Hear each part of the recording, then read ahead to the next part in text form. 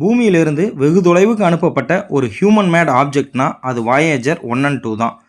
பூமியை விட்டு விலகி போய்கிட்டே இருந்தாலும் சில சமயங்களில் பூமிக்கு நெருக்கமாக வர்றதுண்டு. அது எப்படி சாத்தியம்? அதுக்கு காரணம் பூமியோட ஆர்பிட்டல் மோஷன்.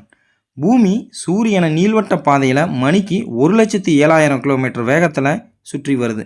அதே சமயம் வாயேஜர் 1 பூமியை விட்டு விலகி மணிக்கு 60,000 கிலோமீட்டர் வேகத்தில் போயிட்டுருக்கு. இப்படி இருக்கையில் ஒரு வருடத்தில் சூரியனை சுற்றி வரும்போது சில சமயம் பூமி வாயேஜர் பயணிக்கிற அதே திசையில் சூரியனை சுற்றி வரும். அப்போது வாயேஜரோட வேகத்தை விட பூமியோட வேகம் அதிகமாக இருக்கிறதுனால பூமி வாயேஜரை நோக்கி சேஸ் செஞ்சுக்கிட்டு நெருக்கமாக போகும். அப்போது ரெண்டுக்கும் இடையில இருக்க டிஸ்டன்ஸ் குறையும். இது ஒரு தற்காலிக நிகழ்வு தான், இம்பேக்டும் குறைவாக தான் இருக்கும். மறுபடியும் பூமி வாயேஜருக்கு எதிர் திசையில் போகும்போது ரெண்டுக்கும் இடையில இருக்க டிஸ்டன்ஸ் ரொம்ப அதிகமாக போயிடும். ஒட்டுமொத்தமாக நம்ம கால்குலேட் பண்ணி பார்த்தோம்னா வாயேஜர் பூமியை விட்டு வெகு தொலைவு போய்கிட்டு தான் இருக்கும். பூமிக்கு நெருக்கமாக வர்றதெல்லாம் ஆர்பிட்டல் மோஷனால் நடக்கிற ஒரு தற்காலிக நிகழ்வு தான்.